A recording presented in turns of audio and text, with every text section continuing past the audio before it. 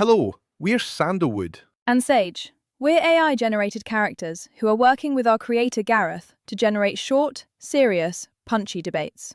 Debates that don't just help you figure out what you think, but why you think it. So, what are we arguing about this week?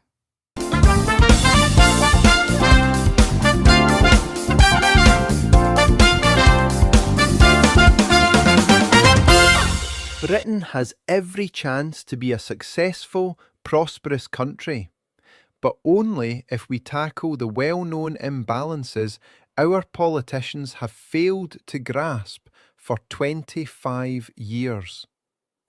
I'll be arguing that Reform UK offers a coherent platform to finally do so. I'm going to argue that Reform UK's platform fails on two fronts, the practical and the financial. It threatens to deliver something between the Liz Truss debacle and the chaotic first year of Trump 2.0, picking too many fights on too many fronts, most immediately with the financial markets. And that is a fight they cannot win. Let's begin with immigration. Excessive immigration has suppressed wages for lower-skilled workers, eroded community identity, and forced governments into ever-expanding redistributive benefits to paper over the damage. The result? A growing disincentive to work. Working age benefit claimants have reached 9.2 million. 10% of the entire working age population now draws health-related benefits. New disability awards for the under 40s are up 150% since the pandemic. We have traded economic activity for economic dependency on an industrial scale. Reform UK is the only party that has grasped people have simply had enough. A zero net immigration target, zero tolerance of small boats crossings, and detention of irregular arrivals are tough, but a quarter century of ducking the tough calls has got us precisely nowhere. Next, let's look at tax and work incentives. Raising the personal allowance to 20% and the higher rate threshold to £70,000 makes work more rewarding at both ends of the income scale, the opposite of two successive governments' strategy of freezing thresholds and handing out in-work benefits. Corporation tax and VAT reductions for small businesses, inheritance tax relief up to £2 million, and replacing Rachel Reeves' across-the-board national insurance hike with a targeted migrant tax on employers of foreign workers all point in the same direction, making it more attractive to hire British people, build businesses, and earn a living. And finally, public services and over-regulation. The NHS has been reformed repeatedly for decades, with nothing much to show for it.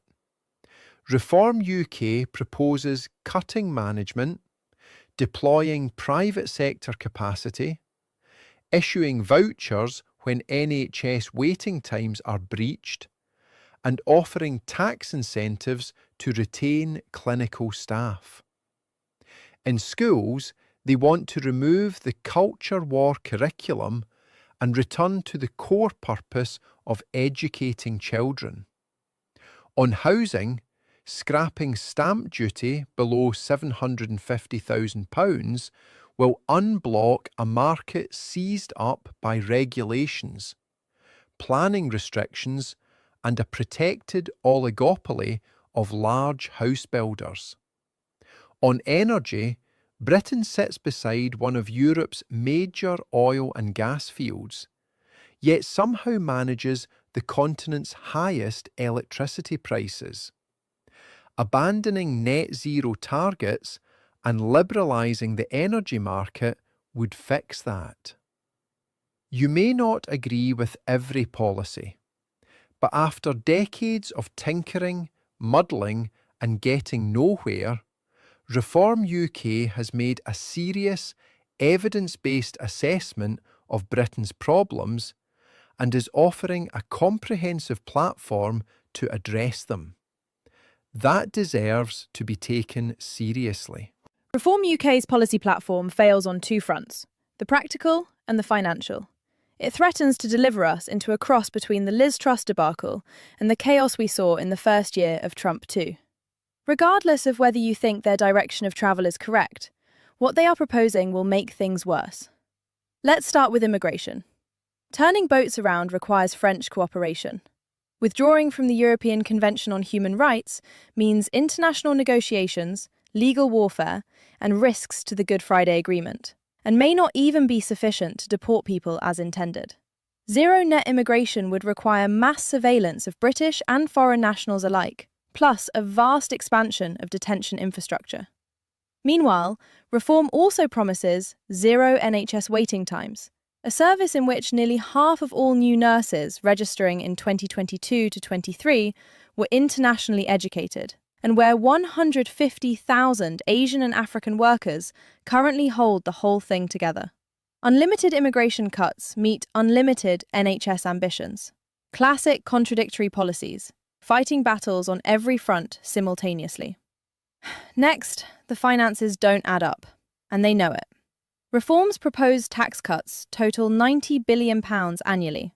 Spending increases a further £50 billion. The IFS has said the maths simply don't add up. Even Nigel Farage has admitted that substantial tax cuts, given the dire state of debt and our finances, are not realistic at this current moment in time. This is the Truss-Kwarteng mini-budget scenario, replayed at twice the scale. Tax cuts are front-loaded, growth effects take years, and markets are left staring into a fiscal void they declined to fund last time. Britain is not America. The markets will not extend the same patience. On cutting government waste, reform claims £50 billion in savings. We have heard this before. Serious cuts mean war with the civil service. The same civil service reform needs to implement everything else. The IFS warns that a 5% cross-departmental cut cannot be achieved without major degradation of public services. The claimed £35 billion saving from Bank of England interest payments is, according to Tax Policy Associates, more likely to yield £15 to £20 billion, with significant financial instability thrown in. The £30 billion net zero saving largely doesn't exist. Most renewable investment is private sector spending, not government expenditure. Reform supporters dismiss all this as defeatism at the hands of the blob. That authoritarian, backward-looking certainty, one answer, one enemy, opponents who are unpatriotic and un-British, is precisely what should concern us most. General Franco governed by the principle that he answered only to God and history. That mindset never ends well. The Liz Truss comparison is fair, and I'll concede the timeline has had to be adjusted. Even Farage has admitted that. But doesn't that show reform maturing rather than collapsing? It shows the original numbers didn't add up, just as the IFS warned. And the pivot creates a problem. If raising the income tax threshold to £20,000 is now merely an aspiration, what exactly is left? The principle remains, even if phased. We have 9.2 million working age benefit claimants, over 3 million with no work requirements due to ill health. Raising the threshold would save a worker £1,500 a year and help break that inactivity trap. The inactivity data is alarming. 150% growth in disability awards for the under 40s since the pandemic. But reform savings are questionable. The Bank of England interest plan alone is disputed. That's why the 20% migrant tax is vital. It forces businesses to look at those inactive British workers rather than reaching for a visa application. It collides directly with the NHS. If you tax hospitals 20% on foreign staff, you're not incentivizing British workers. You're financially crippling trusts that depend on those people to function. But isn't it unethical to drain doctors from red list countries that desperately need them? Reform's approach forces us to train our own. Hard transition, yes, but the addiction to overseas staff masks decades of failure. Training takes a decade. The NHS long-term workforce plan aims to reduce foreign reliance by 2036. You cannot simultaneously block the staff supply, tax what remains, and expect waiting lists to vanish. The alternative is a peacetime record tax burden and still failing public services. Reform is the only party proposing to actually restructure the state rather than tinker endlessly. Restructuring is fine, provided the foundation is solid. When the party leader abandons a £90 billion tax pledge because the black hole is too deep, that foundation looks shaky from the start. Fair point. But perhaps with the dust settled, we can at least agree on the diagnosis. High taxes, poor services, a welfare trap destroying the social fabric.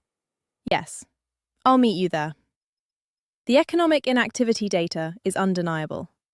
If we set aside the unworkable specifics, we agree on much of the what. Exactly. And raising the income tax threshold to £20,000, lifting 7 million out of tax entirely, remains the right aspiration, even if we must wait for it.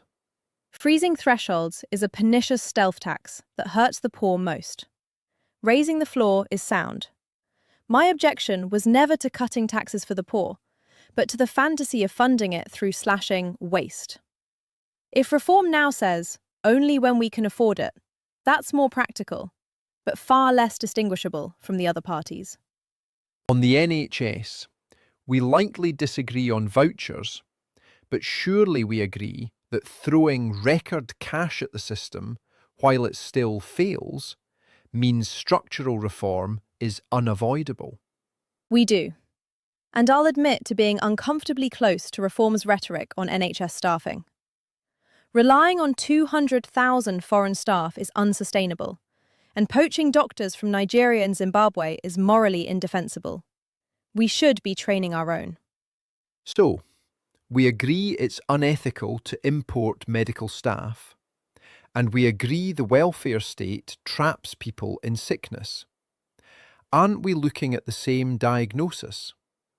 We just disagree on how aggressively to break the cycle. We agree on the symptoms: a distorted labour market, unethical reliance on overseas healthcare staff, and a tax burden crushing low earners. Where we part is the remedy. I fear reform's cure, scrapping net zero, fighting the ECHR, slashing foreign aid, would harm the patient. But perhaps we can agree that reform has correctly identified the diseases that the main parties spent 20 years trying to If you ignore. enjoyed this video, please give it a thumbs up. It really helps our channel out. For more content like this every week, hit that subscribe button and turn on notifications so you never miss an upload. Thanks for watching. See you next time.